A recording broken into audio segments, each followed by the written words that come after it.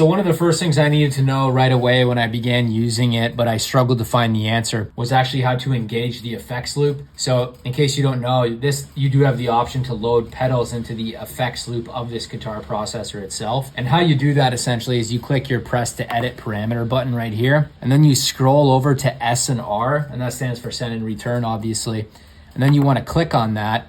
And then what you want to do is you want to click your buttons over here.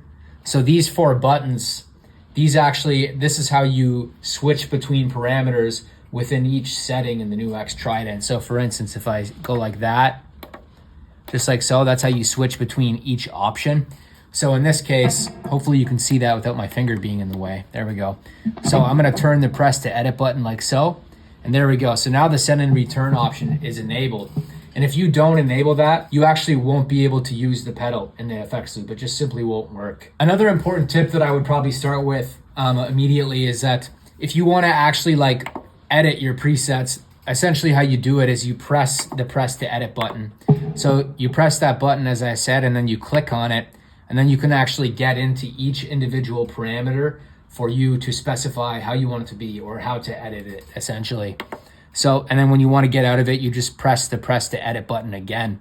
And that's essentially how you get into each one. For the third tip, this has to do with your buttons over here on your different type of delays. So let's say I go over to one of my delays over here or my reverb. So let's click on the delay, for instance. So as you can see, we got analog delay right now. That's what I prefer. But if you want to switch it, what you do is you actually switch your button over here like so.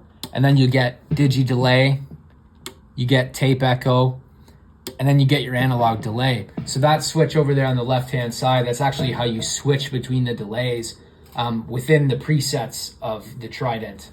Now, let's say you change all that and you don't even really like it. Like, let's say you mess around with all this stuff and then you go, oh, darn, how do I go back to the way I was before? Well, essentially what you do is you hit your home button like so, and then you actually press this home again, and that will restore it to the factory setting. So if you mess everything up, so for instance, like if I press all these buttons, turn the boost off, the delay, all that, and then I hit the home button again, it'll just load it right back to the way that it was.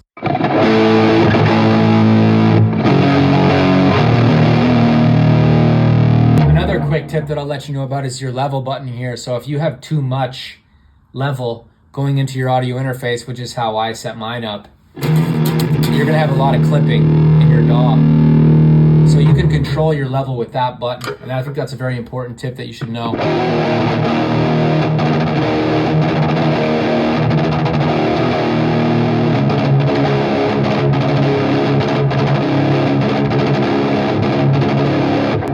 I absolutely love this thing, man. I think it sounds amazing. All the presets are fantastic and the amps are amazing. As I said before, you want to switch between your parameters. You have to do that with your buttons here. So here we got your rate and your depth level. So if I want to adjust, say, the depth, I'm going to click the amp button right here.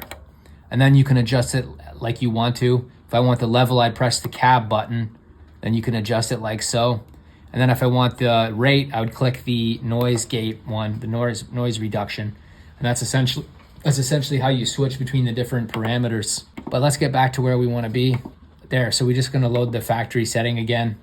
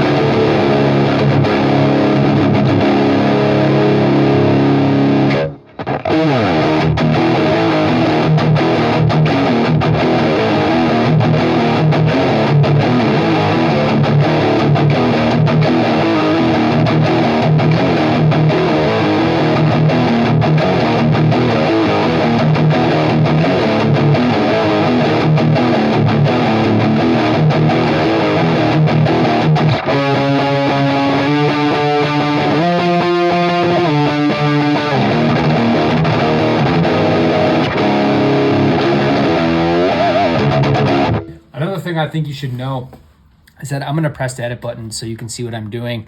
So if you actually want to engage, let's say your modulation, so this is a CE1, that's coarse.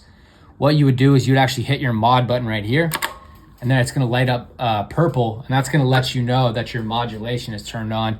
And what about your EQ? Well, if you hit your EQ button, that's going to also let you that your EQ button is on. So you can turn it on and off like that if you'd like. Turn the modulation back off. By the way, if you're looking for something to practice, get my fretboard memorization cheat sheet from travelingguitarist.com/fretboard cheat sheet. What it is it's all the triads, the major and minor triads in every single key. Through the octave mapping technique and through a couple other techniques, you can actually just learn to memorize not only the notes of the fretboard, but you can also learn how to improvise in a bunch of different keys by understanding the the foundation of harmony, which is the triads, right? The foundation of chords. You can also sign up to my forum at forum.travelingguitarist.com. There you can chat with people about guitar and music and whatever else you'd like. So what about the delay? Well, I'd hit the delay button and hit the reverb button. And there we go. So now we've turned those things on. So it's the same thing with your boost too. So if I scroll over to the boost, you can click that boost button just like so. And now we got a nice tube screamer happening. But I don't want that, so I'm going to turn that off for now.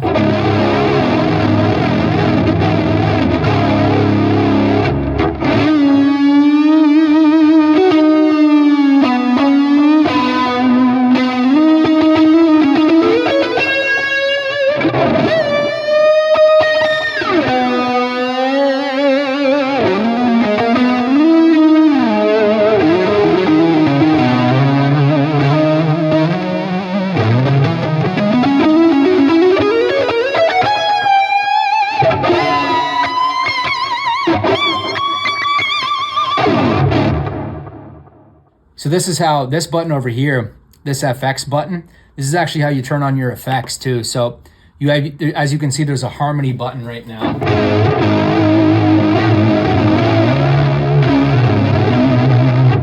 the reverb and delay and modulation off.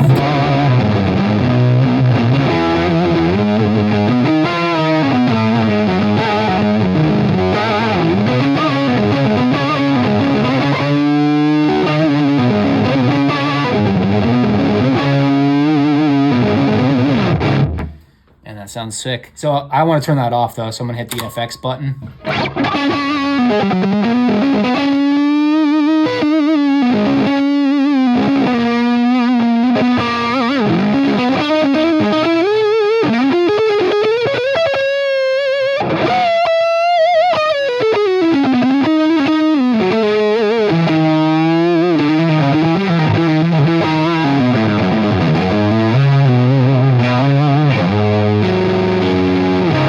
Another thing I think you should know about is that you can easily turn your noise reduction on and off if you'd like. So right now the noise reduction is not on, and you can probably hear it a bit too, right? Especially if I get this other stuff on. But now we'll hit it. Now it turns right off. Moreover, I think you should know about the looper pedal as well. So if you actually hold this, you can engage your looper pedal just like so.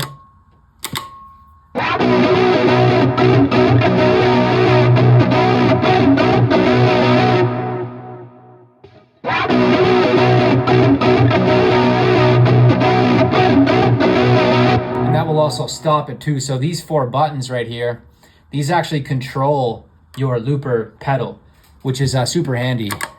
So for instance, I want to clear that. So let's clear that. There. So now we have nothing again. Let's give it another shot. And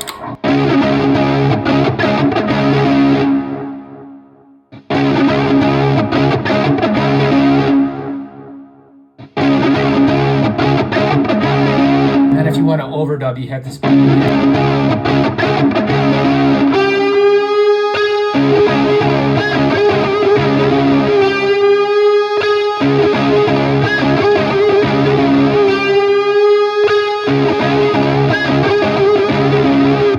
Now we're going to stop it. Let's undo that. Let's say we don't want that overdub. We're going to hit that button like that and then hit play again. So now, as you can see, we've gotten rid of that silly overdub that I had on top of it. But let's actually clear the whole thing because I don't want any of that. If you want to exit out of your looper pedal, what you do is you're just going to hold your clear button over here.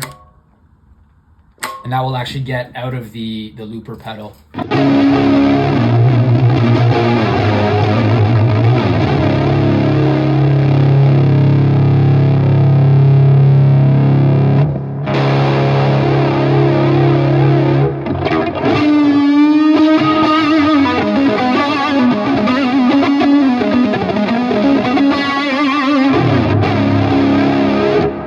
So also you have a tuner on this thing too. Believe it or not, I actually use the tuner quite a lot. And what you do is you just hold on it like this, and that will allow you to tune your guitar up. Hold it again, and you can get out of it. Moreover, so for each bank, you also have, like, say this is the 16 right now, number 16. So we can switch back to 16A. Now we're gonna go to B, and then C.